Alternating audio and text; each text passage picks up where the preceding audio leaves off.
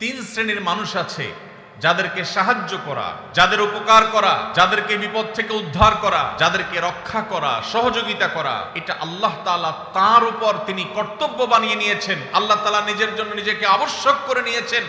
সেই সৌভাগ্যবান তিন শ্রেণীর মানুষ কারা? যেসব যুবক ভাইরা স্রোতের বিপরীতে, হারামের যে স্রোত জাহান্নামের দিকে নিয়ে যাচ্ছে আমাদের তরুণদেরকে, এর বিপরীতে যে সমস্ত যুবক যুবতীরা নিজেদেরকে বাঁচাবার সংগ্রামে যারা জয়ী হবেন, যারা নিজেদেরকে এসব হারাম থেকে বাঁচাবার জন্য চেষ্টা করবেন, কোরআন এবং হাদিস তাদের জন্য কিছু সুসংবাদের কথা বলেছে। এর ভিতরে এক নম্বর হলো আল্লাহ রাব্বুল আলামিন সেই সব মানুষদের সাহায্য করাটাকে আল্লাহ নিজের উপর তিনি কর্তব্য বানিয়ে নিয়েছেন।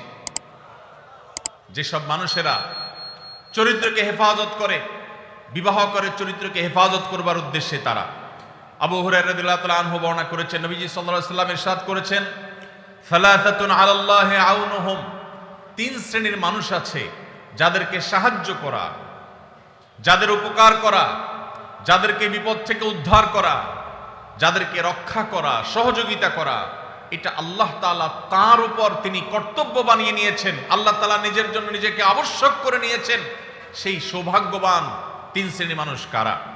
নবীজি সাল্লাল্লাহু আলাইহি ওয়াসাল্লাম বলেছেন, তার মধ্যে এক নম্বর হলেন আল মুজাহিদু ফি সাবিলিল্লাহ, যারা আল্লাহর রাহে জিহাদে রত থাকেন, আল্লাহর রাহে যারা জিহাদে থাকেন, সেই মুজাহিদদেরকে আল্লাহ রাব্বুল আলামিন সাহায্য করা, সহযোগিতা করা, তাদেরকে আল্লাহ রাব্বুল আলামিন মদদ করাকে আল্লাহ নিজের জন্য কর্তব্য বানিয়েছেন। নাম্বার 2, ওয়াল মুকাতাব আল্লাযী ইউরিদুল আদা, যেই কৃতদাস মালিকের সাথে চুক্তি করেছে কোন নির্দিষ্ট অ্যামাউন্ট দিয়ে সে মুক্ত হবে, তার যদি সদিচ্ছা থাকে সেটি আদায় করবার, আল্লাহ তাআলা তাকে সেটা আদায় করার জন্য সাহায্য করবেন, আল্লাহর ওয়াদা আছে।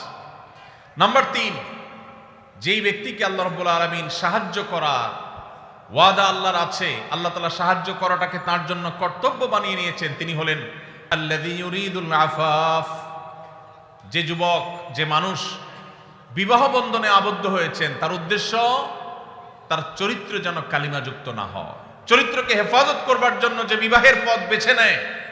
নবীজি সাল্লাল্লাহু আলাইহি ওয়াসাল্লাম বলেছেন, এই বিবাহ করা মানুষ, এই চরিত্র রক্ষা করা মানুষ, এই বীর, একে আল্লাহ রাব্বুল আলামিন সাহায্য করা, তাকে অর্থনৈতিকভাবে বরকত দেওয়া, তার জীবনের সার্বিক কল্যাণ দান করা, এই জিনিসটা আল্লাহ নিজের জন্য আল্লাহ কর্তব্য বানিয়ে নিয়েছেন। ভাইরা আমার, তাহলে প্রথম সুফল, প্রথম উপকারিতার কথা আমরা জানলাম। যে সমস্ত যুবকেরা, যে সমস্ত বোনেরা তারা বিবাহের পথ বেছে নেন, হারাম পথ বেছে নেন না, আল্লাহ রাব্বুল আলামিন তাদেরকে চরিত্র হেফাজতের উদ্দেশ্যে বিবাহ করলে আল্লাহ তাআলা তাদেরকে সাহায্য করাটাকে আল্লাহ নিজের উপর আবশ্যক করে নিয়েছেন। নাম্বার 1। নাম্বার 2, যে মানুষগুলো তার দুই চোয়ালের মধ্যবর্তী অঙ্গ অর্থাৎ মুখ, তার জিহ্বা, তার ঠোঁট, তার মুখ, এটাকে হারাম থেকে নিয়ন্ত্রণ করবার দায়িত্ব যে নিয়েছে, অর্থাৎ এই মুখ দিয়ে হারাম কথা বলে না, হারাম কিছু খায় না, মুখ দিয়ে যত রকমের আল্লাহর অবাধ্য কাজ করা যায় সেগুলোর কোনোটা করে না, সে মুখকে কন্ট্রোল করে, এবং তার দুই রানের মধ্যবর্তী অঙ্গ অর্থাৎ তার সম্ভ্রম, তার ইজ্জতকে যে ব্যক্তি সংরক্ষণ করতে পারে, নবীজি বলেছেন, মাইয়াদমান লিমা বাইনা লিহিয়াইহি ওয়া মা বাইনা রিজলাইহি আদমান লাহুল জান্নাহ, যে ব্যক্তি তার দুই চোয়ালের মধ্যবর্তী অঙ্গ আর দুই রানের মধ্যবর্তী অঙ্গ, এই দুটি অঙ্গে কোন প্রকার কালিমা লাগতে দেয় না, এগুলোকে হারাম থেকে বাঁচাবার সংগ্রাম করে, দায়িত্ব নেয়, সে এগুলাকে দায়িত্ব নিয়ে হেফাজত করে, নবীজি বলেছেন তার জান্নাতে যাওয়ার দায়িত্ব আমি নিলাম। ভাইরা আমার, প্রিয় নবী সাল্লাল্লাহু আলাইহি সাল্লাম যদি কারোর জান্নাতে যাওয়ার দায়িত্ব নেন, তাহলে তার আর কোনো ভয়ের কারণ আছে? তার জান্নাতের পথ ঠেকাবার শক্তি কারোর আছে? এত বড় অফার, এত বড় সুসংবাদ অন্য কোন নেকামল করার ক্ষেত্রে সচরাচর পাওয়া যায় না। যুবক ভাইরা, যদি যৌবনের সময়টাকে কালিমা মুক্ত রাখবার সংগ্রামে আপনি জয়ী হতে পারেন, মনে রাখবেন এটা হলো আপনার সবচেয়ে বড় বীরত্ব, এটা হলো আপনার সবচেয়ে বড় বাহাদুরি, এটা হলো আপনার সবচেয়ে বড় পুরুষত্ব। কারণ আপনার মধ্যে কন্ট্রোলিং পাওয়ার আছে, নিয়ন্ত্রণ করবার ক্ষমতা আছে, যৌবনের তাড়না আছে, যৌবনের উচ্ছলতা আছে, যৌবনের স্পৃহা আছে, যৌবনের তাগাদা আছে, সেটা আপনাকে হারামের দিকে যেতে বলে। এবং হারামের দিকে যাওয়ার জন্য শত সহস্র অফার এবং সুযোগ আপনার সামনে আছে। এরপরও আপনি নিজেকে যদি নিয়ন্ত্রণ করতে পারেন, নিজেকে যদি আটকে রাখতে পারেন, হারাম থেকে যদি বাঁচাতে পারেন, তাহলে মনে রাখবেন আজ এই 2025-এর যে পৃথিবী, আধুনিক পৃথিবীতে এর চাইতে বড় বিরক্ত মুসলিম তরুণের জন্য আর কোনো কিছুই হতে পারে না।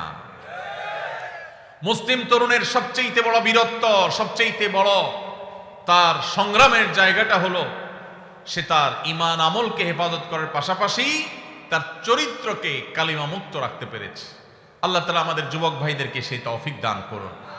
ভাইরা আমার, যদি আপনি এই কাজ করে এই সংগ্রামে যদি আপনি জয়ী হন, তৃতীয় যে পুরস্কার আপনার জন্য রয়েছে সেটি হলো, আমরা সবাই জানি কিয়ামতের ভয়াবহতম দিনে যে সকরুণ দৃশ্যের অবতারণা হবে, যে নির্মম দৃশ্য সেদিন আল্লাহ তাআলা সৃষ্টি করবেন, সেদিন প্রত্যেকটা মানুষ পাগল পরা হয়ে যাবে।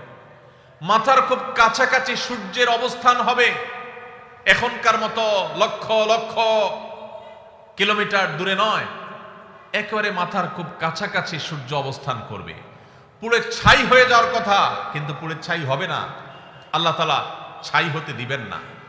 মানুষ বেঁচে থেকে ছটপট করে করে আল্লাহর কাছে আর্তনাদ করতে থাকবে যে এই সূর্যের উত্তাপ, এই আগুন, এই কষ্ট, এটা থেকে মুক্তি চাই আল্লাহ, প্রয়োজনে জাহান্নাম দিয়ে দাও। তারপর না, মৃত্যুকে আল্লাহ তাআলা চিরতরে শেষ করে দিবেন। শুধু ভোগ, জান্নাতীদের নেয়ামত, জাহান্নামীদের শাস্তি, দুইটাই স্ব অবস্থান থেকে ভোগ করবে। এটা শেষ হবে না, মৃত্যু আর আসবে না। কিয়ামতের সেই ভয়াবহতম দিনে আল্লাহ রাব্বুল আলামিন সেই তরুণদের, সেই যুবক ভাইদের, সেই যুবতী বোনদের আল্লাহর আরশের নিচে ভিআইপি প্যান্ডেলে আল্লাহ রাব্বুল আলামিন ছায়া দিবেন, যাদেরকে কিয়ামতের কোনো কষ্ট স্পর্শ করবে না, কিয়ামতের কোনো ভয়াবহতা তাদেরকে পাবে না, কিয়ামতের কোনো ভয়াবহতা, কোনো টেনশন তাদের টাচই করবে না।